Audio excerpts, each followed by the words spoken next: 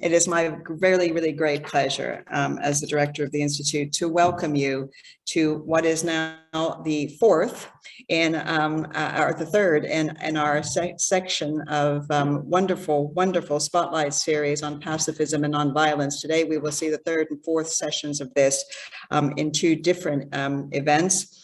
And this is a wonderful set of events for us, this Spotlight series.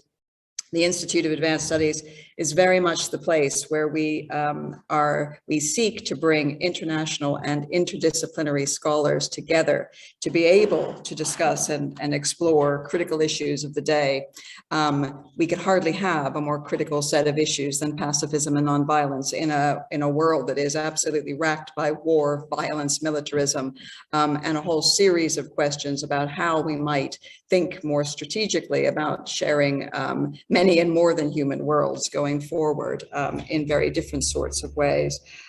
We opened this Spotlight series with a fascinating set of seminars that we've already held on the cult of violence in politics and on remembering violence. And today we're going to move on to be looking at responses to violence and also militarism. So this is a building, developing conversation and communication, and we are thrilled to be able to host that and to support it through the Institute.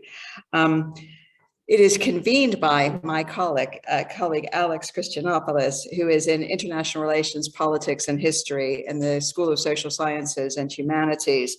And the last time we met at these sessions, it was my great pleasure to be able to congratulate him on his promotion. This time, I'm going to instead provide a timely reminder of the fact that these series are part and parcel of leading to the launch of a new international journal with Brill on pacifism and nonviolence. And this is now really kind of underway, and we are looking forward to the launch actually occurring possibly at the IAS. We are hopeful anyway that we will do something to honor the launch of this. But clearly this is really a wonderful and interesting and exciting project. And again, there is information about this. There is information about the sessions that were held in the first Spotlight series, if you missed it and are interested, and information about a mailing list around pacifism and nonviolence, all on the IAS web pages for Spotlight, the Spotlight series. So I invite you to have a look at that if you have an interest in this more broadly.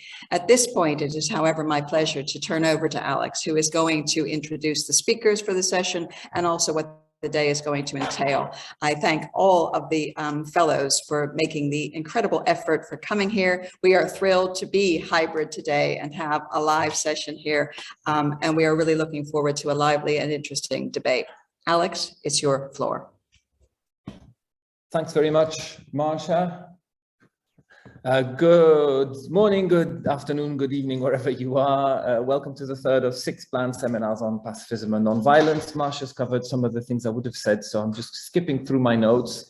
I am delighted that several of you have been able to join us online, and if you're listening to this later on in the future on YouTube, welcome too. I want to thank colleagues in the Institute of Advanced Studies for helping organize this.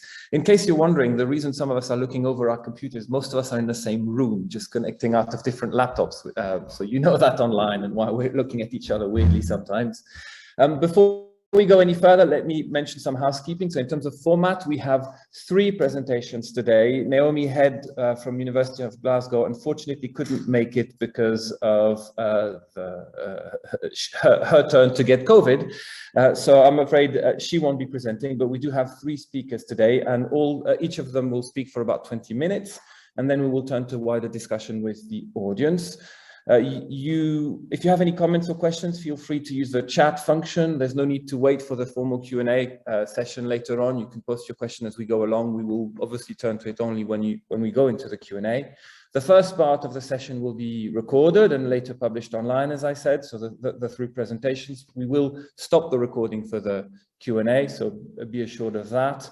And yeah, we'll be monitoring the chat throughout the session. So if you have any technical questions as well, or any comments, any issues with that, let us know and we'll adjust as quick as we can.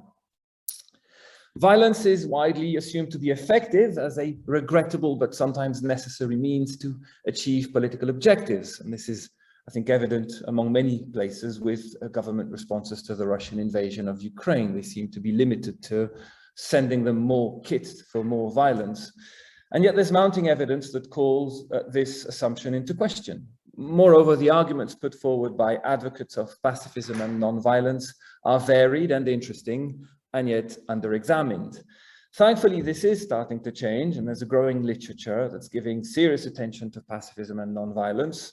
Next year, 2023, will see the launch of the new journal that we've mentioned, dedicated to the topic, the Journal of Pacifism and IR. I'm delighted that two associate editors are in the room today, one presenting this morning, the other this afternoon, and several of the other people in the room are involved in the journal as well as members of the editorial board.